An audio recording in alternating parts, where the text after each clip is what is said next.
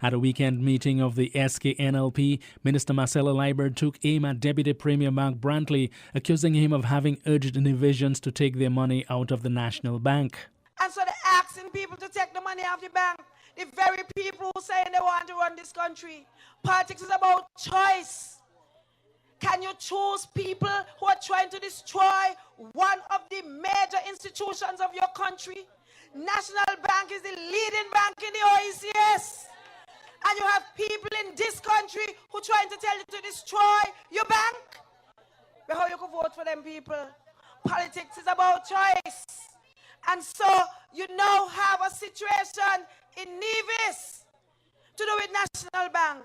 And if you hear Mark Brantley, this man who had milk and honey flying off his lips, all he bringing now is sour cream. You can't believe it's the same man. Deputy Premier Brantley is dismissing the Liebert allegation as, quote, obvious nonsense. However, he says people have the right to determine who they do business with. Divisions have that right, Kitchens have that right, indeed anybody else. At the end of the day, if it's their money, they have a right to deposit it or withdraw it as they see fit.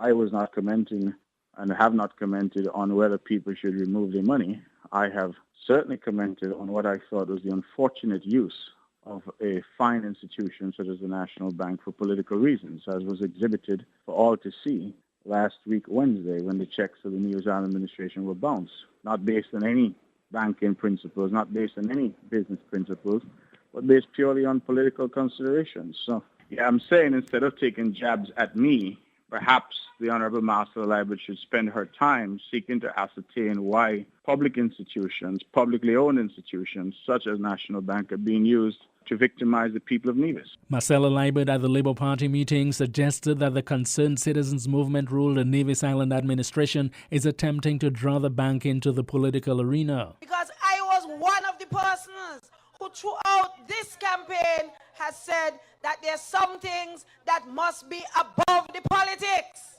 And I kept saying National Bank is one of them. Because whoever government is in, that bank is the bank of the people of St. Kitts and Nevis. And it must be above the politics. Because the bank helps the entire country. The bank knows no politics. But for some time now, don't fool yourself. It's a campaign against the bank and it ain't just that. However, as we've been reporting, a former colleague, Team Unity leader Timothy Harris, says the politicizing of the National Bank must be laid squarely at the doorstep of the governing party. And the government has a majority shareholding in that bank. Indeed, it's a unique bank in that the majority shareholder controls all the nominees and the board of directors.